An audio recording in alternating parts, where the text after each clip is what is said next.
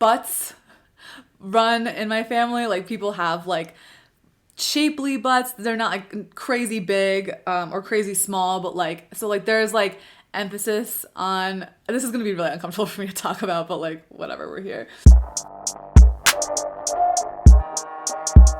Hello internet, welcome to my YouTube video. I'm Morgan May and I was a 20-year vegetarian vegan who is now eating exclusively carnivore for the most part, like 90%, and experiencing a lot of healing.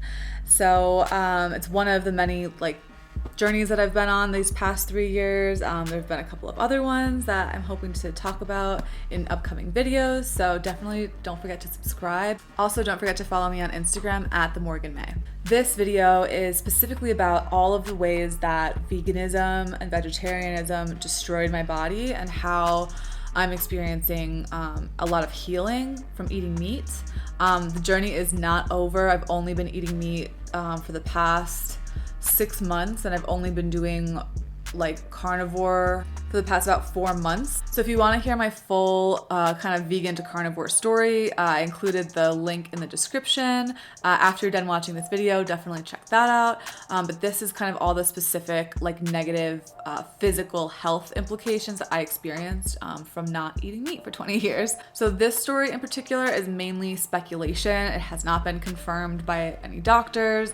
It's harder to observe like I have with other things involving my physical health, just because it took place over a long period of time and I don't know how it would have been otherwise, just because it took place at a very specific time in my life.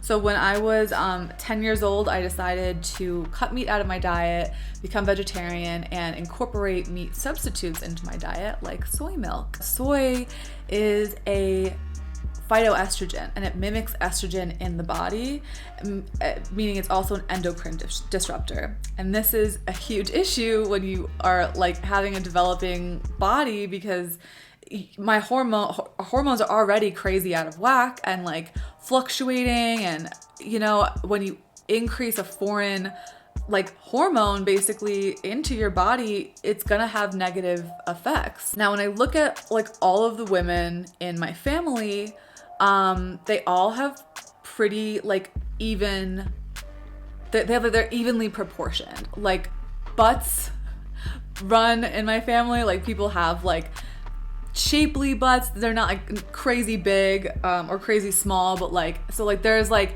emphasis on, this is gonna be really uncomfortable for me to talk about, but like whatever, we're here. Yeah, like on both sides there's like ample genes for like really good butts. In my case, I have always had, like since I developed as a woman, a larger ass basically, and I like literally never knew why. It was like bigger than any of the women in my family. Basically I have like a 0-2 on my top half and like a 4-6 on my bottom half, because like my ass is just so big. So I've always joked with people that I have like 2 different bodies on one body, because there's like a whole ass like size in the middle, and it's always been like that, and I've never known why. Not only my butt, but like my legs are a lot bigger, and whenever I gain weight, it's always my lower half first. Like my upper body is like the last to gain weight. And so anyways, all of this to say, like I do believe that soy had a negative impact on how my body developed. And when you're like heavier on your bottom half, that's like an estrogen body type, and it signifies estrogen dominance. Like when you hold weight in your butt or your legs, that means that you have like more estrogen in your body than normal. And I actually a few like 3 years ago went to an endocrinologist, because I've always had horrible PMS. When I used to PMS, by the way, I don't have PMS anymore. They showed that I had higher than average levels of estrogen in my body. I also had a breast cancer scare at one point that were like lumps in, I think, each of my breasts, and I had to take like a what do you call it, like a biopsy from them, because I was worried that they would be cancer, but they were benign, I guess, and they happen when you have a lot of estrogen in your body, which is why phytoestrogens, or foods that have hormones in them like estrogen, can cause breast cancer. So my physique is like a journey that I'm on currently that's just gonna take longer, unfortunately. I'm using alternate day fasting, intermittent fasting to help my body kind of like regenerate itself and heal. So more examples of how veganism destroyed my health. One of them was one of the first seeds that had me kind of like basically set off sirens in my head to like try to figure out what the hell was going on. I have veneers, but there's on one veneer, which I'm actually not going to show because I don't even like thinking about this. It really trips me out. But on one of my veneers, my tooth is exposed and I can see that it started browning about like maybe a year and a half or 2 years ago. And that was like a year and a half into veganism, a year and a half into veganism. And since I've started eating meat, that hasn't like grown to be any worse, but like I'm trying to like actively heal that enamel now. Like that's also going to be a long journey. So all these issues make my skin crawl when I really think about them, and like just like I try not to get angry about it, but it's just like tough. One of the biggest things, which I again set up another like red flag in my head, or the sirens kind of going off, was I just like was aging fast. Like I just remember going on a photo shoot and like getting photos back and like just seeing how thin my skin got on my face, and like the wrinkles that I had were getting just like more pronounced. Like it feels like I aged like 5 to 7 years in 2 to 3, and it just like really freaked me out. I basically just turned 30 recently. Like I'm not 35, I'm not 40. Like I should not be looking like that, you know? So it just like really freaked me out, and it was something I was determined to fix. So what I actually ended up doing was looking into beauty alternatives to like look younger. Obviously like Botox and injections are huge right now, but all that stuff really freaks me out. Thankfully, I have a friend who is also really into holistic health, and she recommended facial acupuncture, which changed so much. Like I feel like I gained like maybe 5 years might be a stretch, but like 3 to 5 years, I'll say like 3-4 years back in youth. I just noticed that my skin is a lot more like supple and plump and youthful looking. My wrinkles are a lot less obvious and pronounced. That she basically like sticks needles all in your face and some in your body too, because like our body is a holistic organism, and because of like how deep the needles go, like how many layers of your skin they go, it triggers it to produce more collagen, which like I totally noticed. Another thing I noticed was that my eyebrows started dropping a little bit. That was what really freaked me out and what I've kind of been like fixated on. But honestly, like my eyebrows feel like a lot more lifted now. Like my lids feel a lot less hooded. Like I definitely like mentioned that was an issue for me, and I was like fixated on it. And so she's definitely taken extra care to do it. The practitioner I go to is Dr. Martha Lucas. She is an OG in her field. She travels the country and the world teaching other acupuncturists how to do facial acupuncture and reverse signs of aging.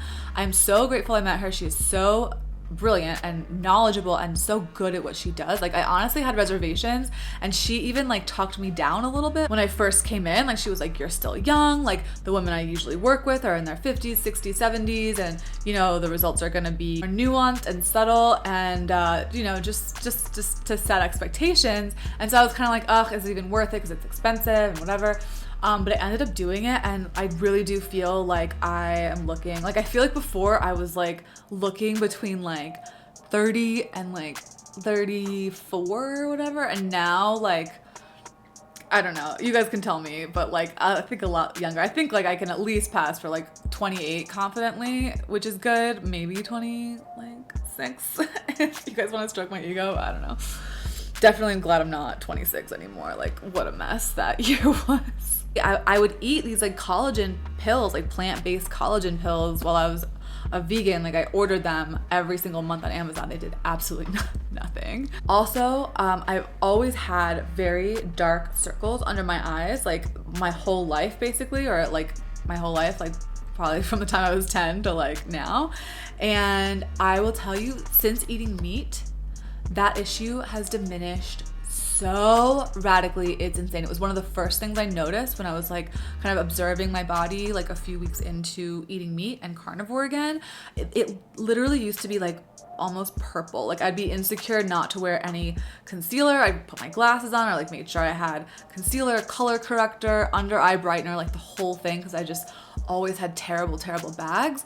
And now I just need like one layer of concealer. But something that helped like get me from good to great, I will say, especially while I'm like healing and still replenishing my body with nutrients, is this Myzen Wakame Stem Cell Eye Cream. Now I got this from Dr. Martha Lucas. This is her company. This is not sponsored. We just have a relationship now, and she gave me a bunch of things to try, and this was one of them. And honestly, like, I've just been so happy with her work that I will preach about it to the masses, especially if you're transitioning away from veganism or you like alternative beauty and you want an alternative to like Botox and injecting yourself with something potentially really scary.